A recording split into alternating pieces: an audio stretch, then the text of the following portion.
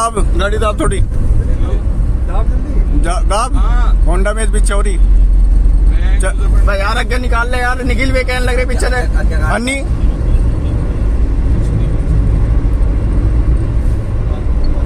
यार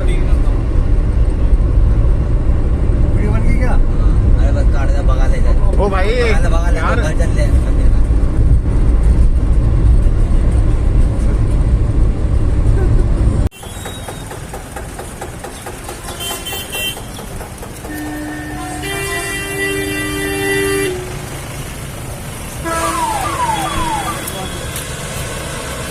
आ जाओ आ जाओ भाई साहब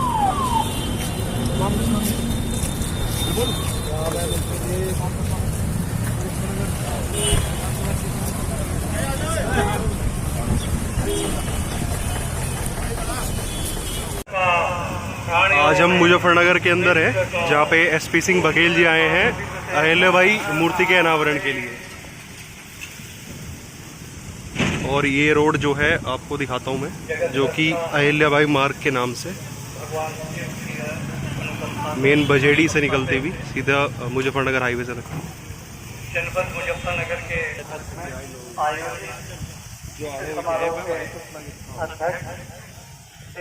धर्मपरायण समाज सेवी और के गौरव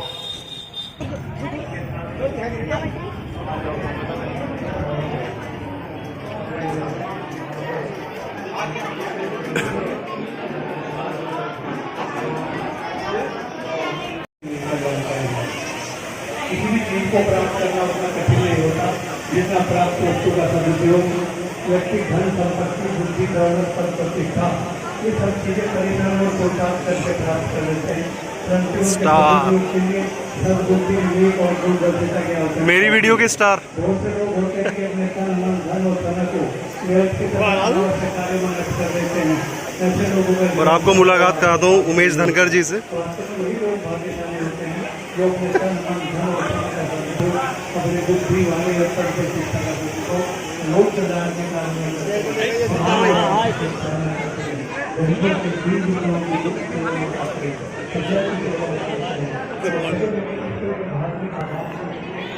मंदिरों के निर्माण में करते हैं। तो मैं इस पर बहुत बहुत बधाई देता हूँ कि उन्होंने अपने तन मन धन और समय का सदुपयोग इस अध्यात्म के केंद्र के निर्माण में किया। ये भक्ति का कार्य है। और ये अनावरण हुआ है अहिल्याबाई जी की मूर्ति का, जिसका उद्घाटन किया है। और आज आदरणीय एसपी सिंह बघेल जी भी यहाँ पे आए। भक्ति क्या है? परमात्मा के प्रति सर्वस्व समर्पण करती है। भक्ति मनुष्य के कल्याण का साधन है। भक्ति मनुष्य का कल्याण माना जाता है। भक्ति भव्यता को समझने की शक्ति मंदिरों में पूजा प्रार्थना से प्राप्त हो सकती है। ये भक्ति का है। यहाँ पर जगत का भगवान शिव जी का सारे कर्मार्थ का आधार है। यहाँ ओम नमः शिवाय महामंत्र नए मंदिर बनवाए और काशी विश्वनाथ में भी पंडित जी को नॉलेज नहीं है। उसकी स्थापना भी कोई माता अहिल्याबाई होलकर के द्वारा है।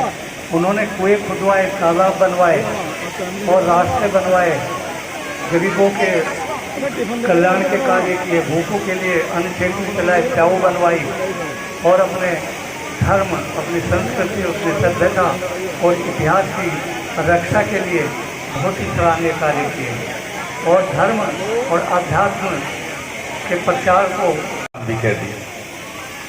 अब कपिल देव जी ने भी सहयोग किया कहा है। मेरा लोकसभा क्षेत्र स्वामी जी नहीं है तो मैं सांसद निधि से तो कर नहीं पाने का, लेकिन जब इस कॉलेज के निर्माण की शुरुआत होगी मैं कहीं से व्यवस्था करवा के 25 लाख रुपए में अपनी तरफ से कोई व्यवस्था करवा के इस कॉलेज के लिए करूंगा। ये मेरी तरफ से है और मैं इससे ज्यादा कुछ नहीं कहना चाहता क्योंकि रिश्तेदार को हम सबको सुनना है।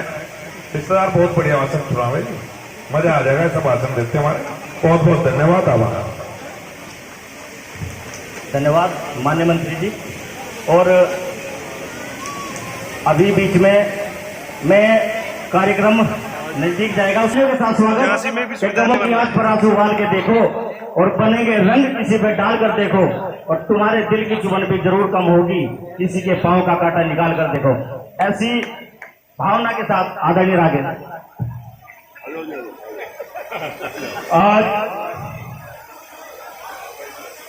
हिंदुस्तान की राजधानी दिल्ली एनसीआर का अभिन्न अंग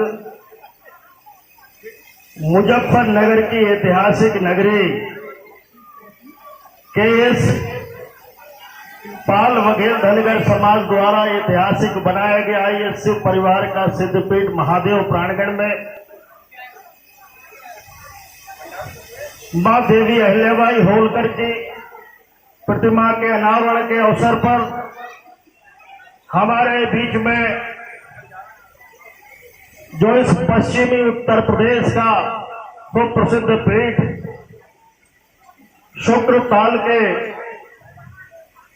आचार्य महाराज पूजनीय ओमदेव महाराज जी के सानिध्य में और जहां संत समागम का सानिध्य हो तो फिर वो काम सब शुभ, ये काम भी अच्छा।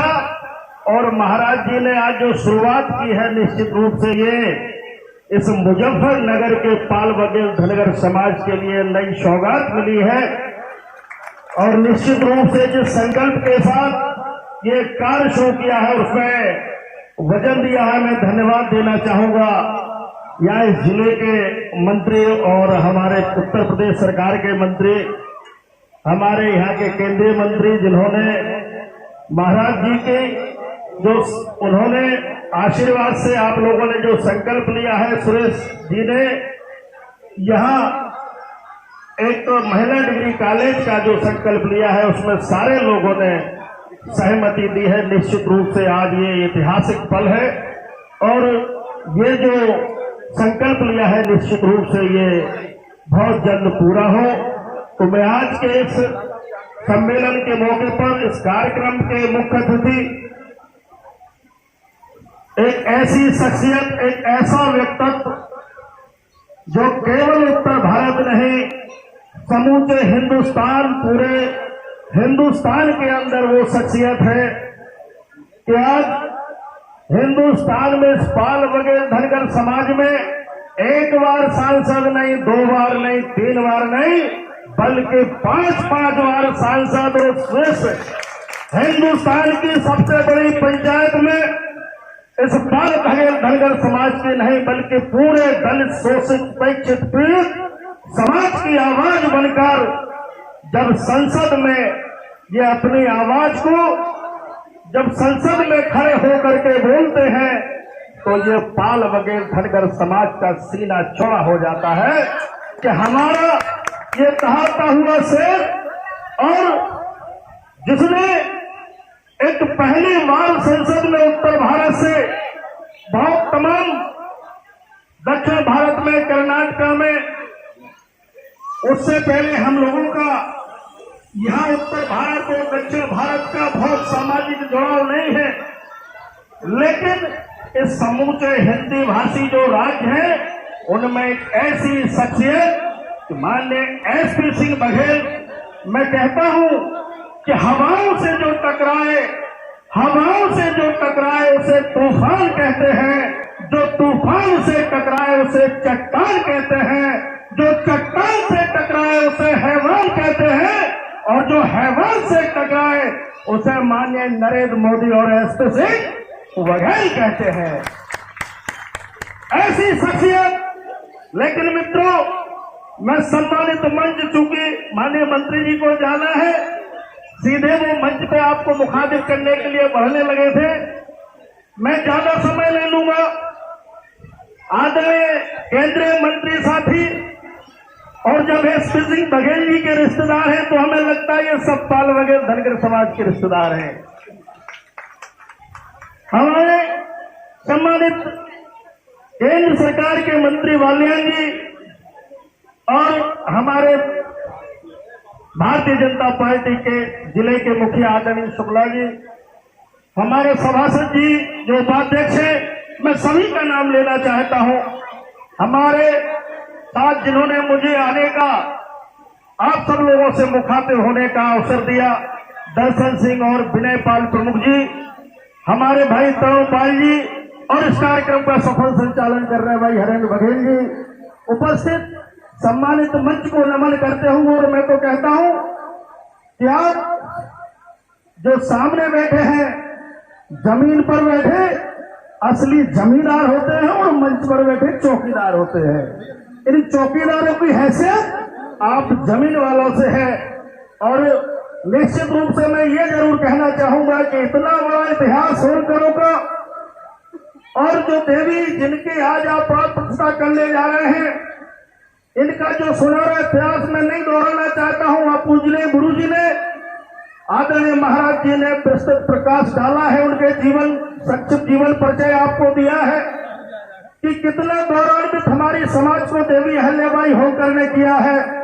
हम लोग शासक बल को इस हुकूमत मालवा से लेकर के हमारी संतुलित और कई वर्षों तक हम लोग जो मालेरा होलकर से मल्लारा होलकर से लेकर के खंडेरा होलकर और देवी अहिल्याबाई होलकर लगभग हम जो हमारा एक शताब्दी तक 100 वर्षों तक मालवा में इस हुकूमत रही है होलकर वंश की।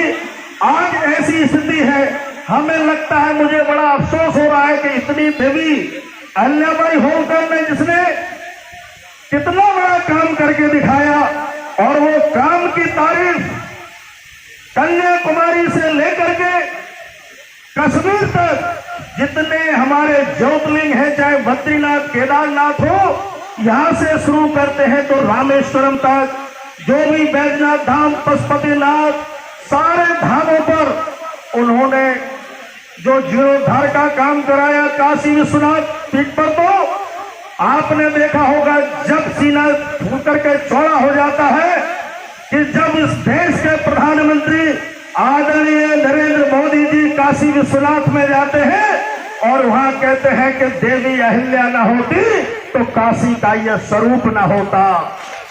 और जब काशी विश्वनाथ पीठ के कॉरिडोर में इस देश के प्रधानमंत्री में बधाई देना चाहता हूं देश के प्रधानमंत्री को कि आज तक इतने प्रधानमंत्री हुए, इस अतीत को, इस गौरव को, इस इतिहास को किसी प्रधानमंत्री ने देवी अहिल्याबाई होलकर को इतनी बारीकी से नहीं समझा जो आदरणीय नरेंद्र मोदी जी ने वहां काशी विश्वनाथ के कॉरिडोर में जैसे ही घुसेंगे, काशी विश्वनाथ का परिक्रमा के लिए मार्ग में जाएंगे तो वहां देवी अहिल्याबाई होलकर की मूर्ति के दर्शन सबसे पहले करने को वहां मिलते हैं। तो ये काम, ये इस तरह का सम्मान बढ़ाने का काम जो किया है, और निश्चित रूप से हमें गर्व है कि इस फॉर्म में हम पैदा हुए हैं।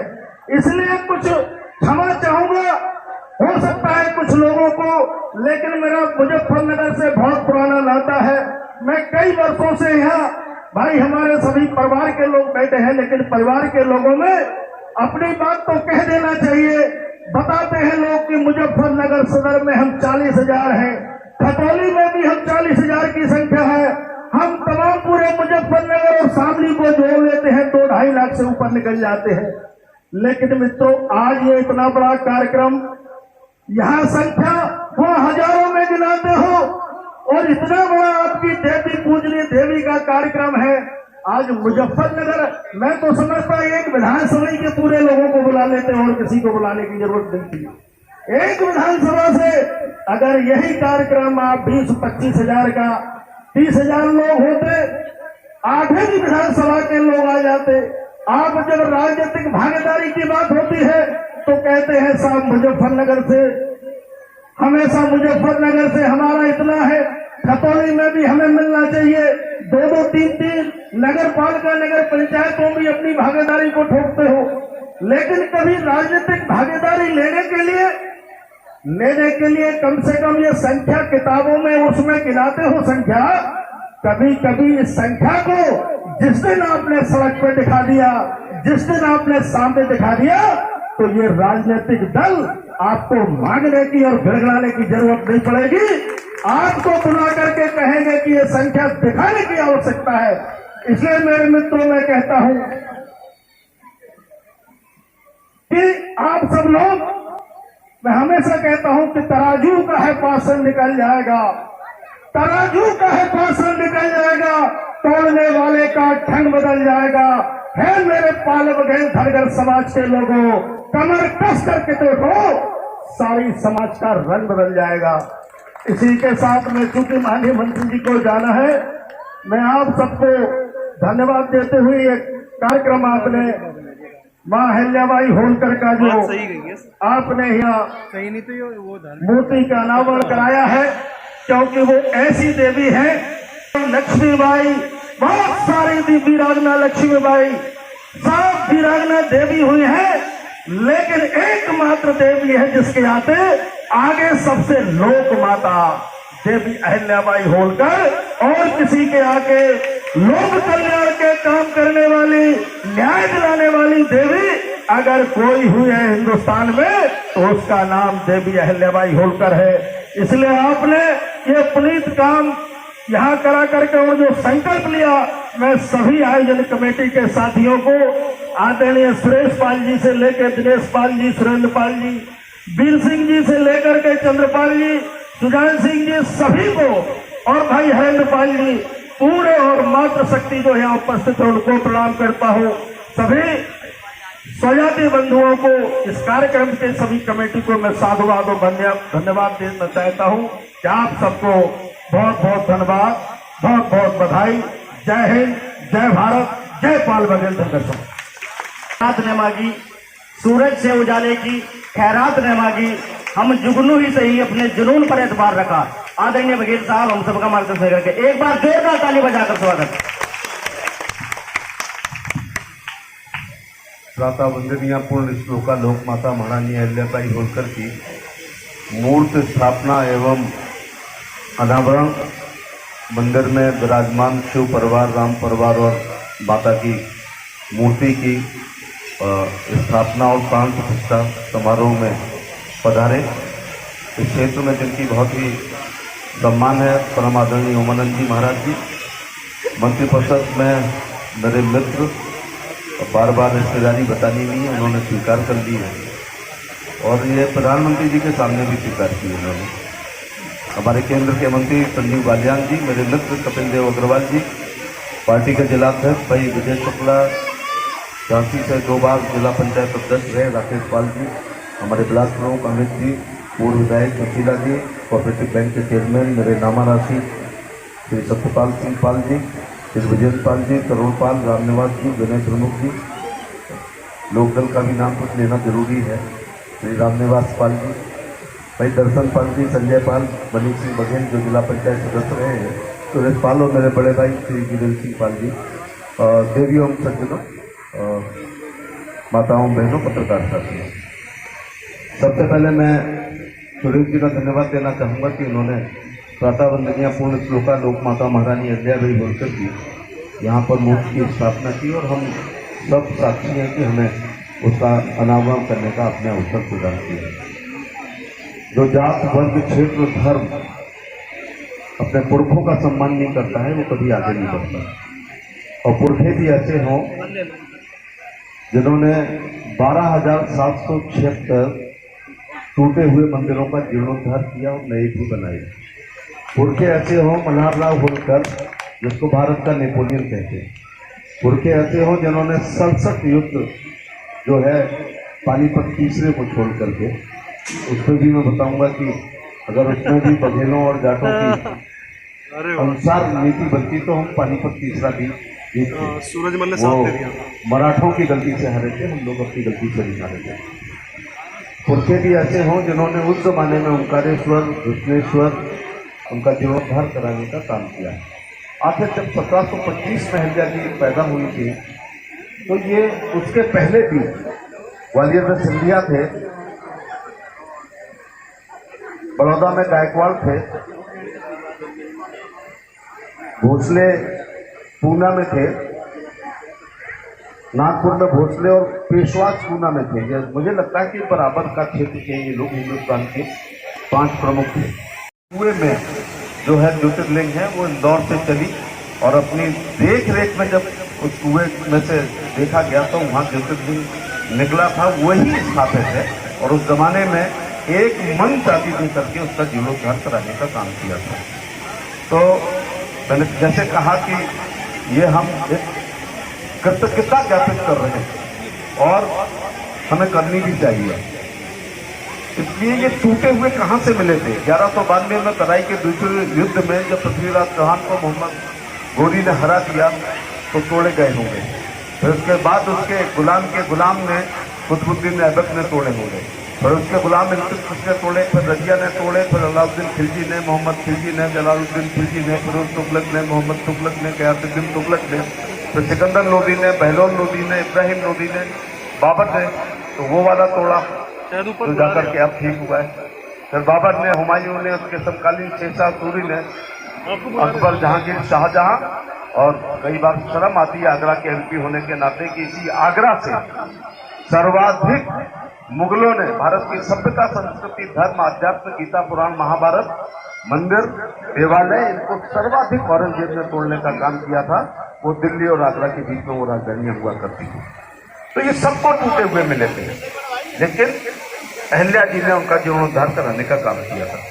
तो आज अच्छा लगता है जो समाज के लिए करता है, तो उनको हम ये 296 सुना तो 298 मुझे अपने बाबा के बाबा का नाम याद नहीं बताया, नहीं पता ईमानदारी से। अच्छा जो लोग हंसे उन्हें पता हो तो साल में करते क्या उनके लिए ये और बता दो।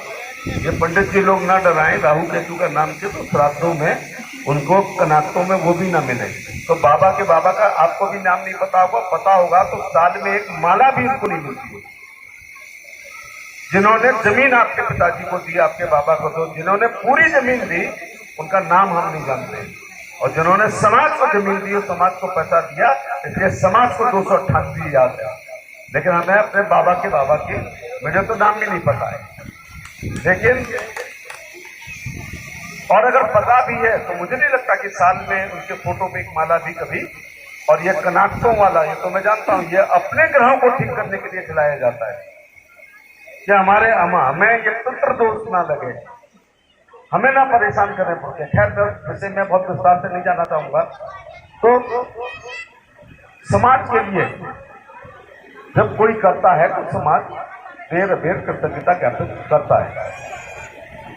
स्थान बहुत अच्छा है, रमणीक स्थान है।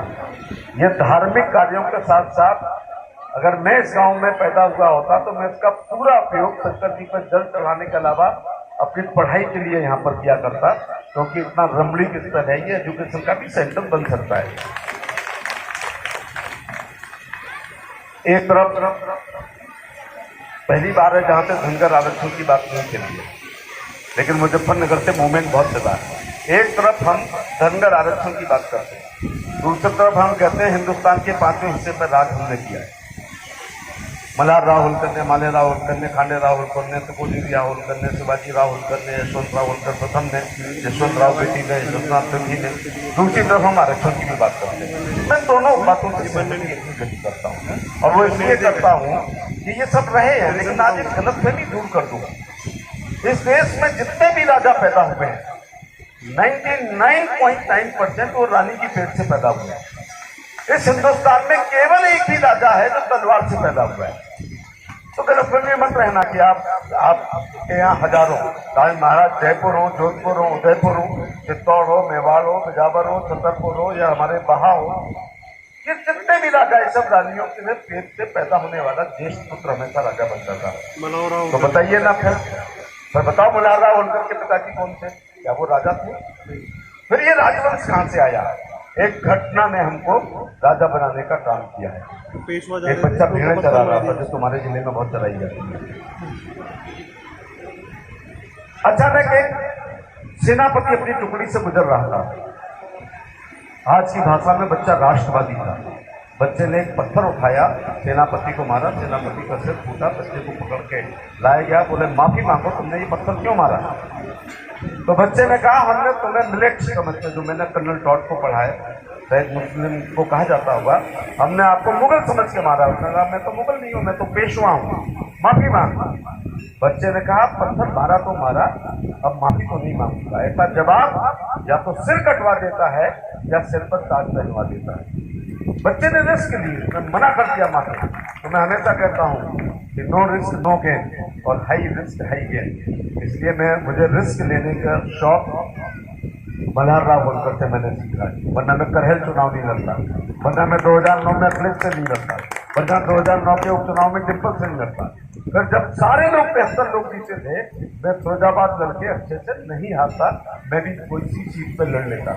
इसके बाद फिर करहल नहीं लड़ता, तो सेफई वालों से 4 बार कुर्सी लड़ने का काम उत्तर प्रदेश के किसी राजनीतिक ने किया है, तो हमने करने का वो काम किया। वो हार जीतने गलत बात होती है। कातिल बहुत जलील हुआ, मेरा सर काट कर, हमने दिलों को जीत लिया जंग हार कर। करहल की धूम यहाँ तक निश्चित तौर से, उसकी धमक यहाँ तक भी आई होगी, और टेलीविजन की 90% कवरेज में करहल ही रहा करती थी। मैं आत्मप्रसन्नता के लिए यहाँ पर नहीं खड़ा हूँ।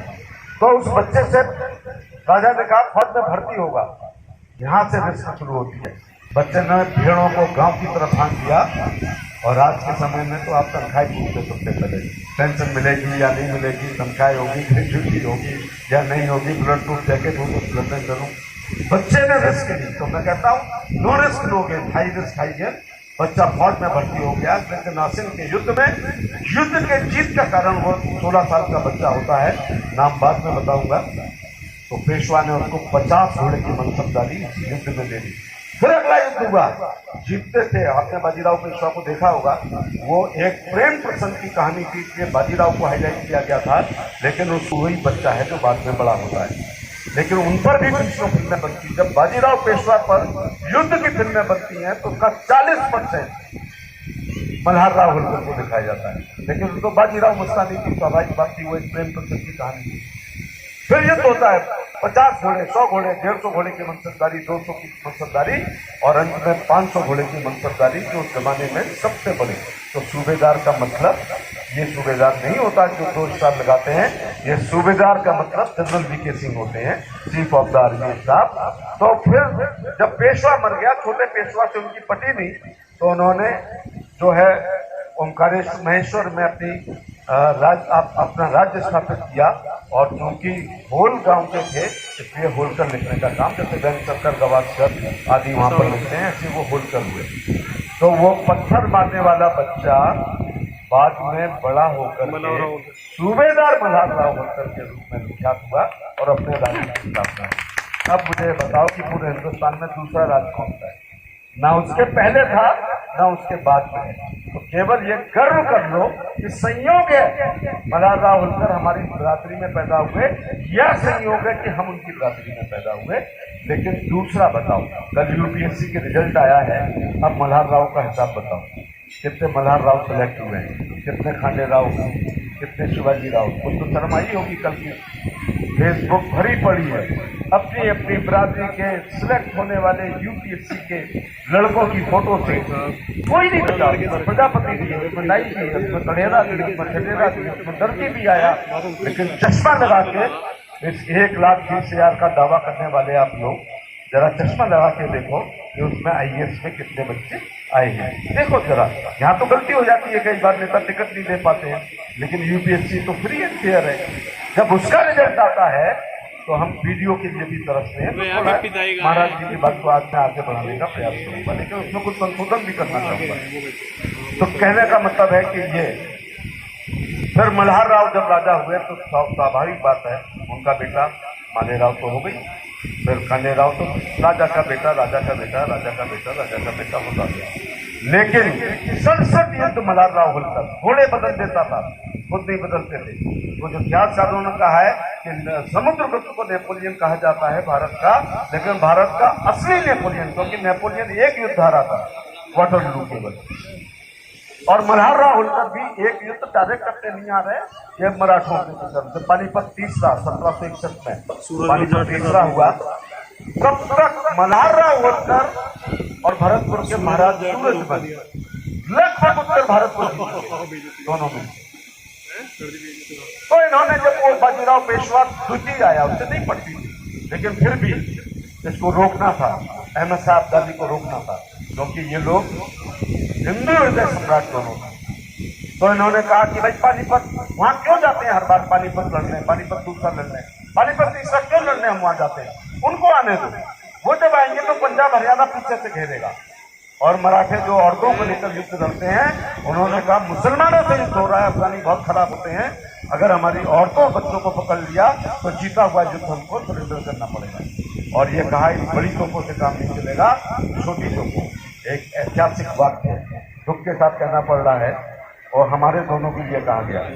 ये कहा गया बाजीराव पेशवा दूसरे ने कि जमींदार गंवार जमींदार जाट, राजा नहीं कहा, सूरजमल हमें युद्ध लड़ना सिखाएगा और ये भेड़ चलाने वाला मल्हार राव हमको लड़ना। तो जितनी पिटाई मराठों की पानीपत तीसरे में हुई है, इतनी कभी नहीं हुई। मल्हार राव उनका लौटते में जो है यहाँ पर भिंड में नहाते ये जो युद्ध सूरजमल, महाराज सूरजमल, जिसको जमींदार कहा था, अगर ना कहा होता और उसको भेड़ चलाने वाला ना कहा होता तो पानीपत तीसरा युद्ध ही, क्योंकि पहला और दूसरा तो हम लोग हार चुके थे। हम लोग तो आज क्या सुनने को नहीं मिलता है, विभिन्न राजनीतिक दलों में जब भाई बेटा लेके जाते हो तो आज भी सुनने को मिलता है, जिला पंचायती लोग है लड़कियाँ कितने हैं, आज भी सुनने को मिलता है। ये नहीं मिलता है, आज भी सुनने को मिलता है ये बनने चले आए हैं, विधायक बनने चले आए हैं, MP बनने चले आए हैं। तो ये कहने का मतलब ये है, इनसे हमें प्रेरणा मिलती है, लेकिन कल के यूपीएससी का भी हिसाब देना पड़ेगा। कल की यूपीएससी का बताओ, मुजफ्फरनगर में तुम्हारे जिले के लिए दूसरे जिले के तहसीलदार पाल बघेल कितने आए हैं? आप बताइए, आप तहसीलदार कितने आए? बताओ जुडिशरी में म्युनिसिपल मजिस्ट्रेट कितने आए? तो फिर ये भी करना पड़ेगा। तो मैं ज़्यादा बात न करते हुए मैं शिक्षा पर अपनी आज बात करना चाहूँगा। महाराज जी का धन्यवाद देना चाहूँगा कि उन्होंने एक डिग्री कॉलेज की, मैं अपनी राय देता हूँ, लेकिन जरूरी नहीं है कि मैं सबकी बातों से सहमत हूँ। आप मेरी बात सुनिए, मैं महिला खाली डिग्री कॉलेज के पक्ष में 21वीं शताब्दी में नहीं रहता हूँ। एक डिग्री कॉलेज बने, इंफ्रास्ट्रक्चर बने, लेबोरेटरी बने, प्लेग्राउंड आए, लाइब्रेरी आए और आधी आबादी उसमें घुस ना पाए, मैं इससे सहमत नहीं हूँ। अगर आप सोचते होंगे कि लड़के लड़कियां पढ़ेंगे तो बिगड़ने के चांस, तो बिगड़ने के लिए तो फिर 100 मीटर दूर करने का खेत बहुत होता है। इसलिए मैं सहमत नहीं होता हूँ इस बात से। मैं कोविड के लिए सहमत होता हूँ कि आधी आबादी को, और मैं खाली बॉयज के लिए भी कभी सहमत नहीं होता हूँ कि आधी आबादी लड़कियों को पढ़ाई से वंचित किया जाए। यहाँ नहीं मिलेंगे तो मुजफ्फरनगर के रेस्टोरेंट में या सिनेमा हॉल में कहीं पर जाकर मिल लेंगे। मोबाइल के युग में आप किसी को मिलने से रोक नहीं सकते। ये मेरा सुझाव है। अहल्या जी का नाम हो लेकिन वो डिग्री कॉलेज हो, उसमें लड़के भी पढ़ें, उसमें लड़कियां भी पढ़ें, क्योंकि आधी आबादी को हम समानता के अधिकार में शिक्षा से वंचित। दूसरा, मेरे से मीठा मीठा नहीं बोला जाता है। मुजफ्फरनगर 3 या 4 किलोमीटर होगा, सरकार की नॉर्म से सरकारी डिग्री कॉलेज नहीं आएगा। अब आपको करना होगा प्राइवेट। जैसे मैं जब से दिल्ली से चला हूँ, सड़क के बाएं और दाएं तरफ मुझे एक सरकारी यूनिवर्सिटी नहीं मिली है, लेकिन मैं फिर नहीं पाया। दिल्ली से लेकर मुजफ्फरनगर तक 2 चीजें मुझे दिखाई पड़ी हैं, या तो अच्छे रेस्टोरेंट, अच्छे ढाबे, अच्छे होटल, अच्छे मैरिज होम, या डिग्री कॉलेज और विश्वविद्यालय, चाहे वो मेडिकल कॉलेज रहा हो, चाहे वो इंजीनियरिंग कॉलेज रहा हो, या होटल मैनेजमेंट का, या MBA का, BBA का, BCA का। ये मैं देखते हुए आ रहा हूँ। आप भी खोल लीजिए, आप भी खोल लें। सोसाइटी खोलोगे तो 10-12 साल बाद बंद हो जाएगा, क्योंकि मैं नहीं समझता था राजनीति में आने से पहले कि विद्यालय भी विवादित होते हैं, खोलता और कोई है। फिर इसके बाद कमेटी से वो बाहर कर दिया जाता है, दूसरे घुस जाते हैं। ऐसे रोज विवाद कपिल जी के पास भी आते होंगे और संजीव भाई हमारे पास भी आते होंगे। मैं तो अपनी लोकसभा में जानता हूँ कि खोलने वाले जिनने धूप में खड़े होकर ईंटों से बनाया था, आज उनके बच्चों को कॉलेज में चपरासी नहीं बनाया जा रहा है। एक सोसाइटी एक्ट है, कोई अध्यक्ष बन जाता है, हमें संजीव को बाहर कर देगा और खुद शामिल हो जाएगा। बोलो ये है या नहीं है? और धोखे से किसी राजनीतिक को 10 रुपए का मेंबर बना दिया तो समझ लेना ये कॉलेज तुम्हारे हाथ से उसी दिन जाने के पूरे चांसेस हो जाएंगे। इसके टेस्ट बनाना।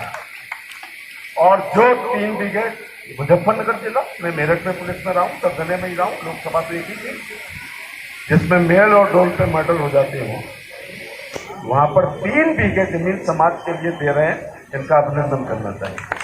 मेल और डोल पे काटने पर, फावड़े पे काटने पे मैंने तफ्तीशें की है मर्डर, वहाँ 3 बीघे, मुझे लगता है कच्चा बीघा होगा, 800-900 का होगा कच्चा। तो पाल साहब 2700 गज में सरकार आपको मान्यता नहीं देगी। या तो जमीन बढ़ाओ या ये इसको विड्रॉ कर लो। तो 2400 गज होगा मेरे ख्याल से। तो 2400 गज में मुझे नहीं लगता है कि डिग्री कॉलेज के लिए मानता। और जब कोई एक संस्था खोलो तो वो संस्था बंद नहीं होनी चाहिए। आज डिग्री कॉलेज खुले, अच्छा इतना चले कि उसमें कल MBA आए, BBA आए, BCA आए, होटल मैनेजमेंट आए, डेंटल आए, इंजीनियरिंग आए, और हो सकता है वो अहिल्या विश्वविद्यालय में कन्वर्ट हो जाए। इसलिए थोड़ी को पढ़ाने, अगर मैनेजमेंट ठीक होगा। और दूसरा, मैं इस कॉलेज के बारे में या सारे कॉलेजों के बारे में बता दूं, अगर मैं पान खाने का शौकीन हूं, मेरे घर के नीचे अगर पान की दुकान है, उसकी क्वालिटी ठीक नहीं है, माफ करना, मैं जिंदगी में नहीं खाऊंगा वहां पान। मैं हरी पर्वत में बनारसी वाले का खाऊंगा। मेरे घर के नीचे कोई पेठे की दुकान है तो मैं उससे नहीं खरीदूंगा, मैं पंछी से जाके खरीदूंगा। तो कोई जरूरी नहीं है कि आपके डिग्री कॉलेज में लोग पढ़ने आएंगे। अगर खुशबू होगी तो दूर तक जाएगी, और बदबू होगी तो माफ करना, बाद में भेड़ें वहां पर रखी जा सकती हैं, पर एडमिशन नहीं कराता है। क्योंकि आज के जमाने में रिक्शा टांगे वाले ने तय कर लिया है, मेरी जिंदगी बर्बाद हो गई है, लेकिन मैं अपने बच्चे को अच्छी वाली पढ़ाई। तो आपके बच्चों को स्कूल में एडमिशन करने से जाति के अनुसार तो कोई रोकता नहीं है। तो मैं इसको, आपका ITI है तो क्या उस बघेलों को एडमिशन देते हो? आपका एडमिशन आता है जो उत्तर प्रदेश के लेवल पर एक एग्जाम होती है, उसकी मेरिट पर फटर टेनर कर्नल जो भी होते होंगे वो वही मिलते हैं आपको। तो आपने जब खोला तो क्या बघेलों के लिए खोला था? नहीं। तो माफ करना, एडमिशन के लिए तरसोगे, क्वालिटी, और क्वालिटी अच्छी होगी तो फिर शांति निकेतन में एडमिशन के लिए जाते हैं लोग, कैम्ब्रिज में जाते हैं, ऑक्सफोर्ड में जाते हैं, हार्वर्ड में जाते हैं लोग। तुम्हारे यहाँ से दून में जाते हैं, तुम्हारे सामने से दून में जाते हैं, देहरादून के दून में, अजमेर के मेयो कॉलेज में, ग्वालियर के चंदिया में, नैनीताल के शेरपुर में। इसलिए महाराज जी का यह प्रस्ताव मुझे मंजूर है। कपिल जी ने कही दिया है, सबसे अच्छा बलिदान तो संजीव ने किया है कि सांसद निधि ना होते हुए निधि संसाधनों से 20 लाख की बात करती है। अच्छा 25 कर दी है। अच्छा अभी तो मैंने बढ़वाई नहीं है। जब मैं कहूँगा भाग, मैं दूसरी बात कहता हूँ, जब मैंने ब्याह किया था तो दहेज लिया था क्या?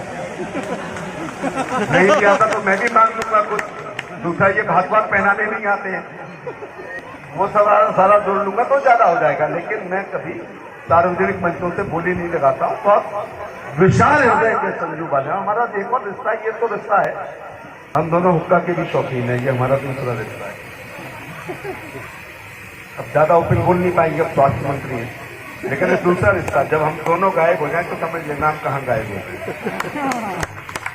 हो जाएगा। वो मेरे पे भी एक बाल समाज का आम कार्यकर्ता होने के नाते जो जिम्मेदारी आप लेंगे, उस जिम्मेदारी को बहन भी करेंगे। और जब ये फाइलों के जाल में उलझेगी तुम्हारी मान्यता, तो हम तीनों मिलकर उसको सुलझाने का भी काम करेंगे। उसमें फिर किसी DIOS की हिम्मत नहीं है कि वो तुम्हारी चाय भी पी ले मान्यता के सहारे। तो अब मैं शिक्षा पर अगर अनुमति हो तो मैं 20 मिनट बोलना चाहूँगा, क्योंकि शिक्षा की बात हुई है, क्योंकि कल ही UPSC का रिजल्ट आया है। माता शत्रु पिता बैरी येन बालो न पठाती, न शोभते हंस मध्य सभा मध्य बको यथा। वो माताएं अपने बच्चों की शत्रु हैं और पिता बैरी हैं जो अपने बच्चों को नहीं पढ़ाते हैं। ऐसे बच्चों की स्थिति वही होती है जो हंस की सभा में बगलों की होती है। तुमने शिक्षा का मतलब केवल रोजगार से समझा है, ये सबसे बड़ी गलती करते। विद्या ददात विनम्रता भी देती है। बाबा साहब के 3 शब्द हैं, वो अल्फ्रेड नोबेल के डायनामाइट से भी ज्यादा ताकत है, लेकिन बसपा के मुंह से सुनते सुनते उनका महत्व कम हो गया। शिक्षित बनो, संस्कृत रहो, संघर्ष करो। कभी आपके दिमाग में बात आई है कि बाबा साहब की प्रायोरिटी ये क्यों रही? बाबा साहब को 3 शब्द उछालने थे तो ऐसे भी कह सकते थे, संस्कृत रहो, शिक्षित बनो, संघर्ष करो। वो सीधे आपको संघर्ष में भी झोंक सकते थे, लेकिन क्रम ये क्यों रखा है? उनको पता था जब तक समाज शिक्षित नहीं होगा तब तक संस्कृत नहीं होगा, जब तक संस्कृत नहीं होगा संघर्ष के रास्ते पे नहीं चल सकता है। तो बाबा साहब ने फिर ये भी कहा था कि सत्ता वो चाबी है जिससे दुनिया का हर ताला खुलता है। और ये 6 बार चुनाव जीत के हमने बहुत ताले हम लोगों ने खोले हैं, बस जंग लगे हुए ताले नहीं खुल रहे। और यहाँ अगर होती, मैं संख्या पर कभी बात नहीं करता जो राकेश ने कहा, लेकिन होती बड़ी संख्या तो जंग लगे हुए तालों को भी मार मार हथौड़े खोला जा सकता है, क्योंकि ये डेमोक्रेसी है। ये लोकतंत्र में धरना रैली प्रदर्शन से ही जंग लगे हुए ताले खुलते हैं। और मुजफ्फरनगर तो उसका आदि है, मुजफ्फरनगर तो उसका आदि है, मैंने टिकट का जमाना देखा है। तो मैं संख्या उनख्या की बात नहीं करना चाहूंगा। तो एक 1947 में संजीव गलती हुई जो हम देहाती भुगत रहे हैं। मैं गांव में कभी ऐसी बीची ओबीसी की बात नहीं करता। हम गांव में रहने वाले सभी पिछड़े, चाहे वो ब्राह्मण हो चाहे वाल्मीकि हो, क्योंकि हम दोयम दर्जे की शिक्षा ले रहे हैं, हम दोयम दर्जे की चिकित्सा ले रहे हैं, हम दोयम दर्जे का भोजन कर रहे हैं। इसलिए 1947 की गलती आज हम भुगत रहे हैं। नमों ने खता की, सदियों ने सजा पाई। देश को आजाद कराने वाले जब ऊपर के 10-12 नेताओं को मैं देखता हूं तो ये सारे विदेश पढ़ के आए। महात्मा गांधी कैम्ब्रिज, जवाहरलाल नेहरू कैम्ब्रिज, मोतीलाल नेहरू बाहर से, सरदार पटेल बाहर से, नेताजी सुभाष चंद्र बाहर से, और ये अपने बाबा साहब भीमराव अम्बेडकर जी बाहर से, कैलाश नाथ काटजू बाहर से, पट्टाभ सीतारमैया बाहर से, सरोजनी नायडू बाहर से, डॉक्टर लोहिया भी कहना पड़ेगा बाहर था। फिर जब देश आजाद हुआ, न्यू बॉर्न बेबी तुम्हें मिला तो उसके स्तर के कॉलेज थे। अब भागा देश है जिसने स्टैंडर्ड एजुकेशन के 5 कर दिए। जब से वैश्वीकरण, उदारीकरण और निजीकरण हुआ है, आप अपने मोबाइल से ऑक्सफोर्ड, हार्वर्ड और कैम्ब्रिज में एडमिशन ले सकते हो, फीस जमा कर सकते हो। इसलिए नंबर 1 के वो विद्यालय है। मैं और संजीव एक दिन पार्लियामेंट में थे, अपने HRD मंत्री ने क्या कहा था ने, हमारा एक IIT और जिसमें नंबर पे आ गया। सबने ताली बजाई, मैंने नहीं बजाई। मेरे से विशन जी ने बाद में पूछा आप खुश नहीं हुए? मैंने कहा बहुत दुख हुआ है। ये नालंदा का देश है, ये तक्षशिला का देश है, ये विक्रमशिला का देश है। एक समानता है बच्चों की। जिस साल बख्तियार खिलजी नालंदा विश्वविद्यालय को जला रहा था, जिसकी लाइब्रेरी उस जमाने में 3 मंजिला थी, जो 3 साल तक धुआं हुआ था, उसी साल ये गोरे फावड़ा लेके ऑक्सफोर्ड की न्यू खुद रहे। आज वो नंबर 1 पे है, मानना पड़ेगा, लेकिन हम 38वें पे आए। ये थोड़ा मेरा दुख का कारण है। तो ये स्टैंडर्ड, चलो पहला भारत में आ जाते हैं। पहला स्टैंडर्ड देहरादून स्कूल, अजमेर का मेयो कॉलेज, ग्वालियर का संध्या, नैनीताल का शेरगुल, फिर पीटर्स पैट्रिक, टॉल जार्जिस, जीडीगो इनका DPS मुजफ्फरनगर में होंगे। उसके बाद वो आगरा पब्लिक, होली पब्लिक, शहर के न्यूज आजाद, यहाँ भी इस गाँव में बस आती होगी, नीली लाल टाई लगा के बच्चे जाते होंगे। उसके बाद वाले कौन से हैं? हम दोनों मंत्री से नहीं कहना चाहता हूँ कि 5वें नंबर का कौन है। मुख्यमंत्री ने सुधार किया है, इसमें कोई दो राय नहीं। आजकल बायो कुछ हाजिरी मास्टरों की हो रही है, ड्रेस भी बदल दी है, खाकी की जगह रंगीन कर दी है। लेकिन 5वें स्टैंडर्ड में अगर बच्चों को पढ़ाओगे तो पहले प्रकार के स्टैंडर्ड में बच्चे कभी नहीं आ पाएंगे। इसीलिए कल की सूची में बच्चों का नाम नहीं है। तो आगे बढ़ने का तरीका केवल गुड क्वालिटी एजुकेशन है। बाबा साहब ने कहा था शिक्षित बनो, खाली शिक्षा से काम नहीं चलेगा। यह high school, inter, UP board नकल वकल करके जो लोग पास हुए हैं तो फिर रिटन क्वालिफाई नहीं कर पाते हैं। तो खाली क्या पढ़ना है? एक हमारे बच्चे हाई स्कूल लिखकर BA MA कर रहे हैं, तो दूसरे बच्चे MBA BBA BCA, hotel management, engineering, degree college आदि कर रहे हैं। तो थोड़ा उधर आपको जाना पड़ेगा। तो दुनिया में कोई काम अपनी हैसियत से बढ़ के करोगे तो बर्बाद हो जाओगे। दुनिया में एक काम है जिसमें हैसियत पे डालोगे तो आबाद हो जाओगे, वो अपने बच्चों की अच्छी पढ़ाई पर अपने आप को मिटा दो, एक दिन सभी कुछ वापस आ जाएगा। एक ये गलती की सजा हम लोग भुगत रहे हैं। अगर कॉमन एजुकेशन 47 में हो जाती, समान शिक्षा, अगर उसी साल जब आपने मौलिक अधिकार दिए, मौलिक कर्तव्य दिए, फंडामेंटल राइट दिए, आपने राज्य के नीति निर्देशक तत्व दिए, तो कॉमन एजुकेशन दे देनी चाहिए। अगर कॉमन एजुकेशन दे देते, एक छत के नीचे महामहिम राष्ट्रपति डॉक्टर राजेंद्र प्रसाद का नाती और राष्ट्रपति भवन के चपरासी का लड़का, और दिल्ली के कमिश्नर का और सिपाही का लड़का, और हम मंत्रियों के बच्चे और संतरियों के बच्चे और नगर सेवक का बच्चा और अधिकारी का बच्चा एक छत के नीचे अगर समान शिक्षा ले रहा होता तो 2-4 कलेक्टर SP के बाप यहाँ पर बाबा बैठे होते। बोले ये गलती हुई है नहीं हुई, लेकिन जब भी आप खुले सवेरा समझो। दूसरी गलती करी गई कि कक्षा 6 में हम जितने ये मंच पे बैठे हैं इन्हें अंग्रेजी पढ़ाई गई। जब 11 साल हमारी उम्र हो गई, और वहीं पर आगरा में वजीरपुरा के पीटर्स पैट्रिक जो 1848 का कॉलेज है, 4 साल के बच्चे अंग्रेजी पढ़ रहे थे। बोलो 6 साल हम देहातियों को पीछा किया गया या नहीं किया गया अंग्रेजी से? मैं अंग्रेजी का पक्ष तो नहीं हूं। जब लॉर्ड मेघालय को भगाया था तो अंग्रेजी को भी भगा देते। फ्रांस, रूस, जापान, चाइना, कोरिया अंग्रेजी का थैंक यू नहीं बोलता है। और विकसित राष्ट्र में हम रानी के गुलामते इस चक्कर में बने रहे, इसलिए हम इसमें पिछड़ने का काम किए। क्या देश की आजादी के साथ अंग्रेजी चली जाती?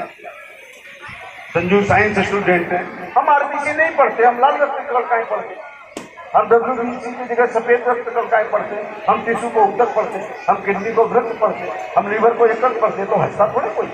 लेकिन आज ये शब्द मत बोल देना, लाल रक्त कलिकाएं, मजाक उड़ जाएगी। रक्त प्रसंचरण तंत्र अगर बोल दिया ब्लड सर्कुलर सिस्टम को तो मजाक उड़ जाएगी, हम गंवार कहलाएंगे। उस समय भगा देना चाहिए, लेकिन नहीं भगाए। इंडिया आगे बढ़ता गया और भारत पीछे होता गया। तो 6 साल अंग्रेजी से हमको वंचित किया गया। इसलिए हमारा गणित अच्छा था, हमारी भूगोल अच्छी थी, हमारी हिंदी अच्छी थी और हमारी अंग्रेजी कमजोर थी, क्योंकि हमने 11 साल की उम्र में एक विदेशी भाषा हमको पढ़ाई गई। आप सहमत हैं? अब सुधार के लिए बात करूंगा। दूसरी गलती ये करी गई कि इंटरव्यू समाप्त नहीं किए गए। अगर संजू मेरे से पूछोगे कि आजादी के बाद का केंद्र सरकार का और यूपी की सरकार का सबसे बड़ा कारण क्या है, मैं भाखड़ा वाकड़ा की बात नहीं करूंगा, मैं PMGSY की बात नहीं करूंगा। वो अच्छे कामों में है, आयुष्मान अच्छे कामों में, 5 किलो गेहूं चावल अच्छे कामों में, किसान सम्मान निधि। लेकिन नंबर 1 पे मैं कहूंगा कि मोदी जी ने और योगी जी ने सभी नॉन गजेटेड नौकरियों में इंटरव्यू समाप्त कर दिए। ये सबसे अच्छी बात है। मैं जब ग्रेजुएट हो गया तो मैंने कहा चलो नौकरी करते हैं। दूसरी तीसरी गलती शिक्षा शास्त्रियों ने करी कि जनरल नॉलेज हमको नहीं पढ़ेगा। कभी थी कोर्स में, प्राइमरी में, मिडिल में, हाई स्कूल में, इंटर में, BA में, वही थी। जब मैं ग्रेजुएट हो गया मैंने कहा नौकरी करता हूँ। एक फॉर्म लिया तो उसमें लिखा था GK का प्रश्न अनिवार्य है, तो खन्ना वर्मा की GK की किताब खरीद के लाई। ऐसी शुरुआत की हम लोगों ने, एब्रीविएशन से शुरुआत हुई। एब्रीविएशन होते हैं A से, अल्फाबेट। तो मेरी पहली सामान्य ज्ञान एक ग्रेजुएट लड़का जो IAS का फॉर्म भर सकता था पढ़ रहा है ऑब्जर्वेटरी एयरफोर्स। अगले दिन मैं पढ़ रहा हूँ नदी कौन सी लंबी है, पहाड़ कौन सा ऊंचा है, किस देश की मुद्रा क्या है, राजधानी क्या है, संयुक्त राष्ट्र का महासचिव क्या है, WHO कहाँ पर, आदि। वो the chief election commissioner RK Trivedi, मुझे आज भी याद है, श्यामलाल शक्कर। स्टेशन ने फिर अपने आप याद करा दिया, बाकी हमें याद करना पड़ा। और हमारी किन लोगों से कंपटीशन था जिनके घर में प्रतियोगिता दर्पण आती थी, भगत मंजूषा आती थी, कंपटीशन मास्टर आती थी, कंपटीशन सक्सेस रिव्यू आती थी, द हिंदू अखबार आता था। माँ और बाप अंग्रेजी बोलते थे, उनके बच्चों के साथ हमने फॉर्म भरा, इसलिए सिलेक्ट नहीं हुए। इसमें हमारी गलती नहीं है, उन शिक्षा शास्त्रियों की गलती है जिन्होंने हम देहाती बच्चों को GK से वंचित रखा और अंग्रेजी से वंचित रखने का काम किया। मैं शिक्षा पर बहुत ज्यादा तब से बोलना शुरू किया हूँ संजीव, जब से इंटरव्यू समाप्त हो गए। तो एक बच्चे ने कहा बहुत देर से अंकल आप इंटरव्यू समाप्त। भारत सरकार में ग्रुप का A, B, C, D, A में इंटरव्यू होंगे, B में होंगे, B में केवल गेस्टेड के होंगे, B के नॉन गेस्टेड के नहीं होंगे, C और D। ऐसे नहीं समझ में आ रहा है तो CRP, BSF, ICBP के दरोगा का इंटरव्यू नहीं होगा। उत्तर प्रदेश में काखा कागा है, का में PCS का इंटरव्यू होगा, खा के केवल गेस्टेड का होगा, नॉन गेस्टेड का नहीं होगा, गाँव का। ऐसे नहीं समझ आ रहा है तो तुम्हारे कोतवाल का भी इंटरव्यू नहीं होगा, रिटेन होगा, केवल कंप्यूटर कॉपी जाटेगा, ऑब्जेक्टिव टाइप होंगे, गोले बनाने होंगे। तो एक ने कहा इंटरव्यू पे बहुत बोल रहे हो, तो मैंने कहा अपने बाप से पूछना अगर हमारी उम्र का होगा। हम लोग हाई स्कूल इंटर की मार्कशीट को मोमिया में मढ़वा के रखते थे, रोजगार कार्यालय का चक्कर काटते थे, निकले हुए फार्मों को भरते थे, लिखित परीक्षा भी पास करते थे, लेकिन बाप पे नोट नहीं होते थे और बरादरी में इतना बड़ा नेता नहीं होता था जो 5वें तक से भेजे जाने वाली सूची में नाम अंकित करा देता। इसलिए हम देहाती लोग बाहर हो जाते थे। इसीलिए टाबा एटा मैनपुरी के सिपाही ज्यादा बनते थे और तुम 56 इंच वाले यहाँ सड़क पे दौड़ दौड़ के बूढ़े हो गए। 56 इंच वाले मुजफ्फरनगर के तुम्हारी बिरादरी के बेचारे बेरोजगार हो गए और मैनपुरी के सिलेक्ट हो गए, क्योंकि सूची आती। ये कहने की मैं ही हिम्मत कर सकता हूँ। अब हमारे प्रधानमंत्री ने इंटरव्यू लेने के लिए नहीं होते थे, इंटरव्यू निकालने के लिए होते थे। लेना है मुजफ्फरनगर की स्पेलिंग बता, नहीं लेना है तो चेकोस्लोवाकिया की बता, और चेकोस्लोवाकिया की बता के कौन सी लग जाएगी, वो मंत्री में, OSD में, सेक्रेटरी में, ज्वाइंट सेक्रेटरी में बढ़ जाती है। तो आज यहाँ से क्या सीख के जाना है, सम्मेलन से संदेश जाना है कि हमें अच्छी, ये कॉलेज बनेगा, सब बातें अच्छी हैं, लेकिन नई मुद्रा अच्छी है तो पुरानी मुद्रा को चलन से बाहर कर देगी। कॉलेज अगर स्टैंडर्ड का नहीं हुआ, और सुनिएगा, बिल्डिंगों से अगर पढ़ाई हो रही होती तो रविन्द्रनाथ टैगोर के शांति निकेतन में पेड़ के नीचे बैठ के राजा महाराजाओं के बच्चे पढ़ने नहीं जाते। अगर बिल्डिंग से पढ़ाई का कुछ भी संबंध होता तो धृतराष्ट्र कहते हैं द्रोणाचार्य, ये हस्तिनापुर के महल में कल से पढ़ाने आ, तेरी कुटिया में मेरे बच्चे नहीं जाएंगे। अगर बिल्डिंग से पढ़ाई का संबंध होता तो कृष्ण जी संदीपन ऋषि के यहाँ कुटिया में पढ़ने नहीं जाते, उज्जैन फिर मथुरा के राजप्रसादों में पढ़ाई कर सकते थे। आज के युग में बच्चे नाजुक हैं तो थोड़ा एसी लगाना जरूरी है, लेकिन याद रखना कॉलेज की फैकल्टी पे पूरा डिपेंड करता है। कॉलेज की पूरी फैकल्टी, अब पाल अहिल्या जी के नाम पे कॉलेज और मौसी के लड़का बाबू और चाचा के लड़का मास्टर और फलाने चपरासी, तो बहुत जल्दी फिर उसमें भेड़ों को बंद करने का अवसर प्राप्त हो जाएगा, शिक्षा नहीं मिलेगी। क्योंकि आपने याद मन बनाया है तो मैंने कुछ सावधान करने का काम आपको करने का काम किया। बहुत बहुत धन्यवाद। मैंने बहुत लंबी बातें दे दी, लेकिन मैं धन्यवाद देना चाहूँगा कि मुझे प्रातः वंदनीय पूर्ण श्लोक आज बारिश जरूर होगी। मेरे जिंदगी का एक रिकॉर्ड है आज तक के इतिहास में कि अहिल्याबाई के कार्यक्रम में गया हूँ तो बारिश जरूर होगी। आज ये मेरा टूट सा रहा था तो मोदी नगर में बारिश हुई है जब मैं आ रहा था, और ये बारिश का कोई समय नहीं है।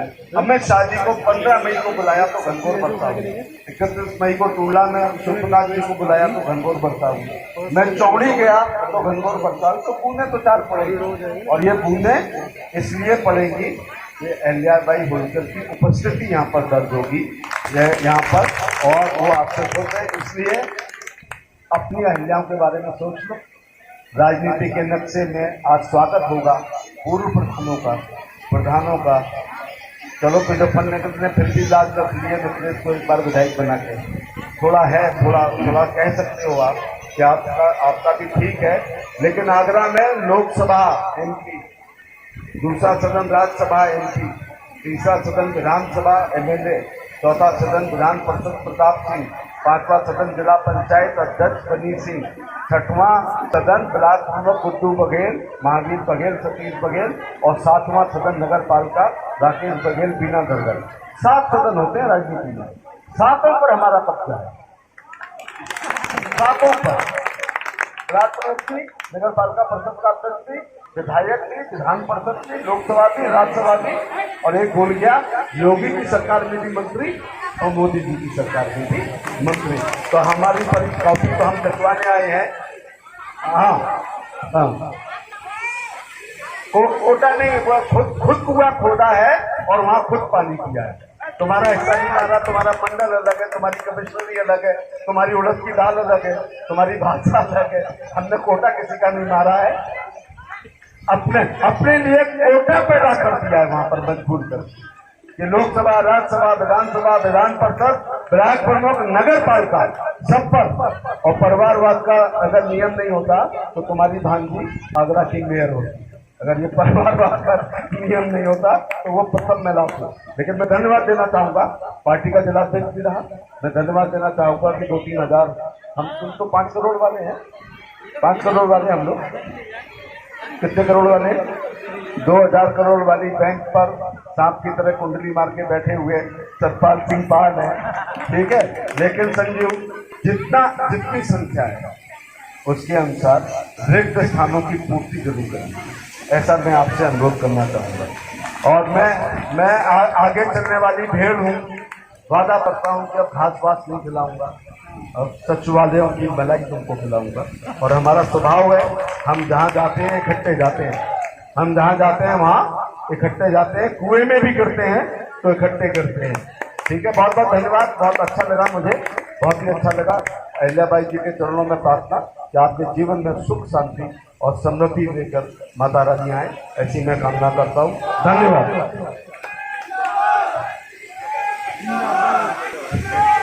धन्यवाद माननीय मंत्री जी।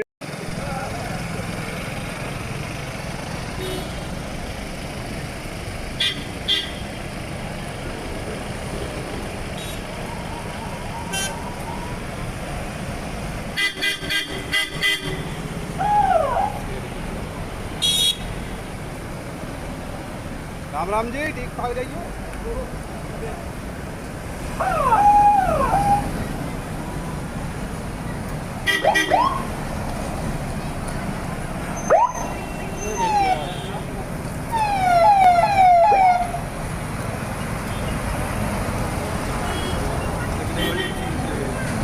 सब